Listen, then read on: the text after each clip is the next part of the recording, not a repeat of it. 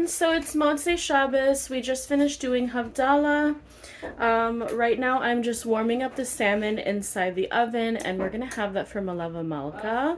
Kitchen is looking pretty messy, as you could see behind me. I have lots of cleaning to do. I still have the meat dishes from last week sitting there. This is just a realistic view of what it looks like for us.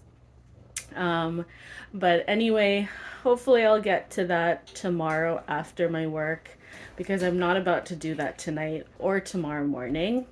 But yeah, we're just gonna enjoy our meal tonight and then probably just hit the hay. So yeah, the salmon is in the oven. Right now I'm just gonna unpack this seafood sticks that we got from the butcher. They are imitation fake crab, if that makes any sense. We're not supposed to eat shellfish. The Torah has told us and commanded us not to eat it. So this is actually whitefish in the form and shape of fake crab. So it's not real, don't worry. I'm just gonna set this out along with the salmon.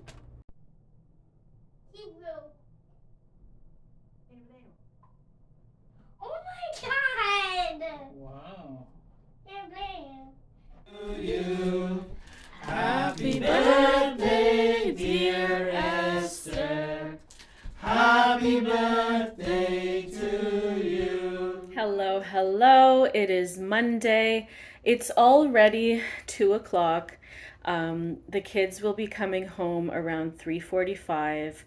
And the thing is, I'll actually be taking Esther with a few of her girlfriends to go to Flying Squirrels so that they can have fun in honor of Esther's birthday that was yesterday, her English birthday.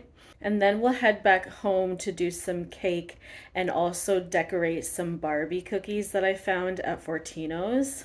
It's like a DIY cookie decorating kit, so I thought it was really cute. I also got some frosted like blue and pink cookies to go with sort of like the pink theme that I have going on here. I'll show you the cups and napkins that I got to sort of match with the theme.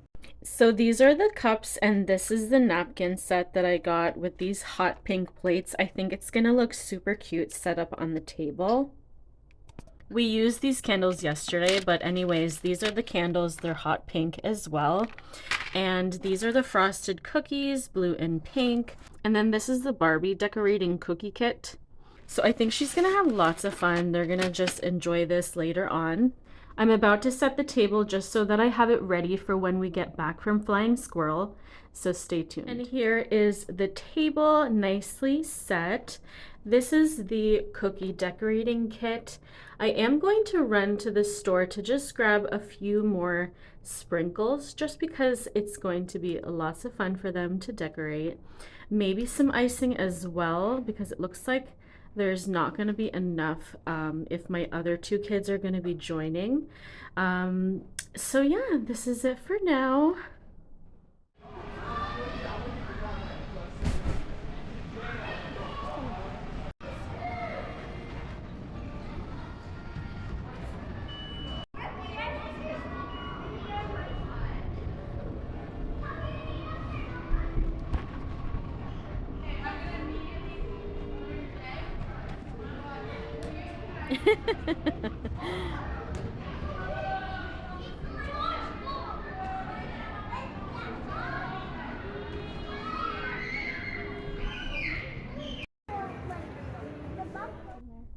Yeah, I'm almost done.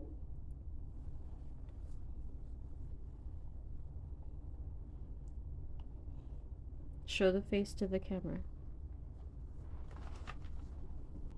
I made it.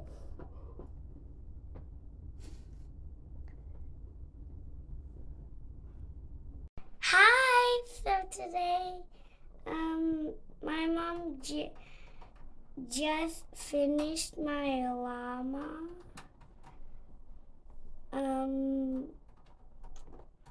Yeah.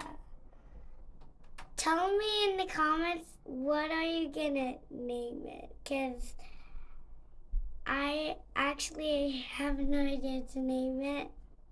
I have no name. It's Tuesday and I'm super tired. I just got home from work making some grilled cheese sandwiches because I just am craving them.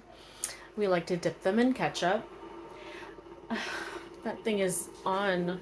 So there's a lot to clean in my kitchen and just in the main level in general. I haven't cleaned the meat dishes from 2 weeks ago. Okay? That's how much I don't want to do it. And then I have to fill the dishwasher, clean the counters, just like nowhere to cook.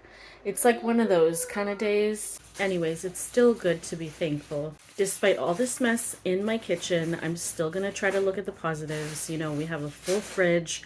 My kids aren't hungry, you know, like I still have to look at the good in this situation. At least I have food to choose from to decide what I want to cook for dinner. Okay? That's a positive. Anyways, after I eat, I'm going to probably load the dishwasher, clear the counters, and then just get started on those meat dishes. Those darn meat dishes. I think it's about time. It's already Tuesday. It's been 2.5 weeks. It's time. Anyway, here's a realistic view of what it looks like in my kitchen when I go to work. This stuff is still sitting here. These are my counters. Everything is messy. Everything is all over the place. This is my hot plate. And these, I just need to give them a quick rinse. Tour of my kitchen, y'all. I wanted to do a little story time now and talk to you guys about my religious beliefs and how they've evolved throughout the years. As you may already know, I'm an Orthodox Jew and I live in Ontario, Canada. But I wasn't always Jewish. I converted in January 2024. So where did it all begin? I was born into Catholicism. I have pictures of my baptism as a baby. I was held by a priest and my family was surrounding me. Throughout my younger years, I prayed, I went to church, I was involved with my mother's church groups and outings. But that's all it really was for me, and when I became a teenager, I started feeling a bit of separation from God. That is until I met a man named Mauricio. It boggled my mind that someone could be so intrigued with me, and that's what had happened. He was interested in my religious beliefs and in fact challenged them. He questioned why I believe in Mary as the mother of JC, and I really didn't know how to answer. I admit I was only in the religion because I was raised that way. But for someone to come and ask me a bunch of questions, I was taken aback. At some point after starting to feel a disconnect from my church, I decided to give his church a try. I attended a Baptist church for the first time, and I kept going back. I developed this sense of belonging at the church that he brought me to, and it was for the first time that I felt like I knew. So then it happened. I chose to get baptized again. A born-again Christian, as they would call it. It was a whole thing. My family and friends attended, and I was dunked in front of the whole congregation. At the time, it felt like the right choice for my life. I was ready to accept JC as my Lord and Savior. Looking back on it now, I see desperation in trying to find purpose. Months earlier, my mother passed away. I didn't know it, but I was searching for a resolution from my grief. I had found refuge in the church, and it was a safe haven for me. I knew this was where I wanted to be. I became heavily involved in the church, volunteering and even working for the organization. I knew I had talent in singing, which led me to want to sing for worship services. I did this for many years and for different churches. Fast forward, it was over 10 years later that I discovered a passage in the Christian Bible that changed my life. My husband and I dove right in. We analyzed and tried to figure out what this passage was about.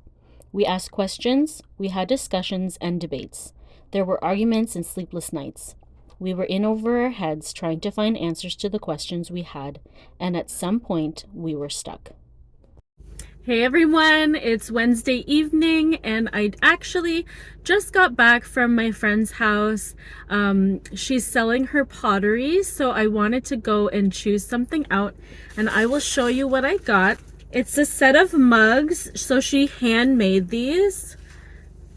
There's a bigger one here. Okay.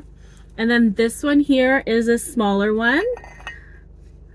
Good for my cup of tea or my coffee in the morning. I'm so excited to use these. And yeah, so I went with my mother-in-law. She chose a few things as well. And so now I'm back at home. I'm gonna finish cooking and just finish making the soup because Yitzchak is actually craving some soup right now. I'm also gonna finish the quinoa salad. And that would probably be it for dinner tonight. Nothing too major, just a soup and some quinoa salad. And yeah, that would be probably my evening. I don't know if I'm going to actually paint tonight. That would be so fantastic if I can. If not, if I get too tired, then I probably won't. So yeah.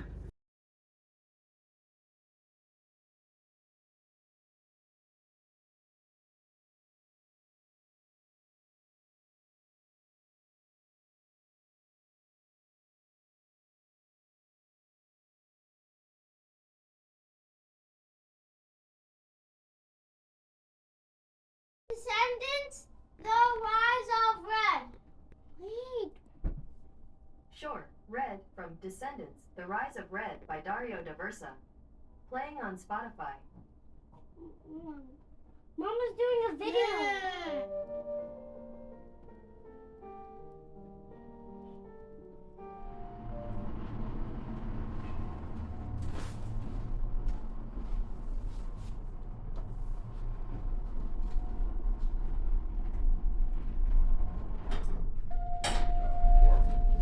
So that's yeah, it's kind of nice. I guess that.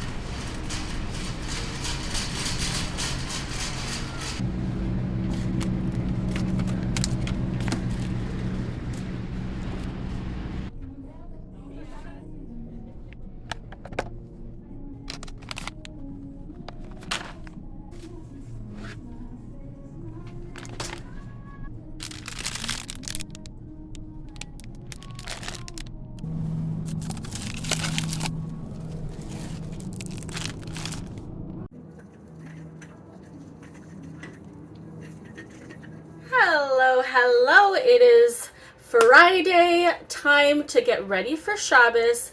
I am going to make some salmon right now, and then I have to make chicken wings for Malava Malka. I'm also going to make some chicken egg rolls, fry that up. I'm also going to make beef short rib. So the beef short rib is going to be for tonight, and then the salmon is going to be for tomorrow's lunch, and then the chicken wings are going to be for Malava Malka, like I said. I'm also thinking about maybe having a part of the salmon for tonight as well, because we do normally have we do normally have fish before our meat meal. That's just the custom, that's what we follow. And then, I'm going to make some sides, a beet salad, coleslaw salad, probably some corn rice, and what else? Maybe I'll make like hot dogs just for fun for the kids. I don't know. We'll see. It's a lot of food. Don't think that it's just for tonight and tomorrow. We also have leftovers, which we also eat on Sundays. So it's nice to actually have those leftovers because normally I don't want to cook on Sundays. So it's sort of become like the trend in our house to make lots of food on Friday, have it for the weekend. because I do work Sundays, so I don't want to be cooking right before I have to go to work and whatever, you know? So anyway, that's my plan for right now. I'm gonna have a quick breakfast and then start cooking. So continuation of the story. There were different feelings that came from the experience we had. A lot of realizations and truths revealed. But ultimately, I was left back at square one and didn't know how to move forward. It was then that testing the waters came into play. I never considered myself to be a woman to dabble into different religions, but it sure felt like that is where I was headed. At some point in between this denouncing of my current faiths and beliefs, I decided to try learning about other ways in which I could follow JC, but in the way that I thought would be the best way possible. I tried exploring the Hebrew roots movement, and shortly after that I attended a Messianic church. Let's just say I never went back to that. This phase of life was short-lived, and then my husband thought of trying to attend a Jewish synagogue. This is sort of where we found ourselves in the next part of our lives. As he attended the conservative shul in our city, I was still drawn to my roots, so to speak. I couldn't let go of JC.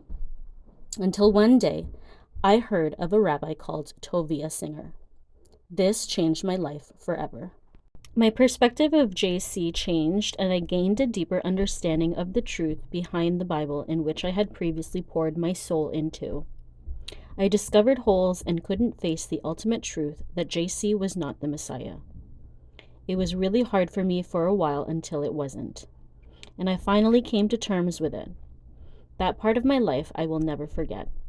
It was definitely life-changing for me. I continued to deepen my relationship with God, but in a different way. I was going directly to Him. It was a big change for me to pray to God without having JC in the picture, and I was trying to relearn everything. This part of my life was propelling forward rather quickly. All the while, my husband was still attending shul, and finally I decided to give it a try. Alas, we found our place, and though it was not an easy start for me, I eventually found my home in Judaism. I realized Hashem's Torah was and is truth, that there is only one God, and that is the God of Abraham, Isaac, and Jacob, that this God is the sole creator of everything in existence. I know not all of you will agree with me on this, but thank you anyway for listening, and if you've come this far and you would like to ask me any questions, I totally welcome them. Anyway, I hope that you have a great rest of your day, and I'll see you in the next one.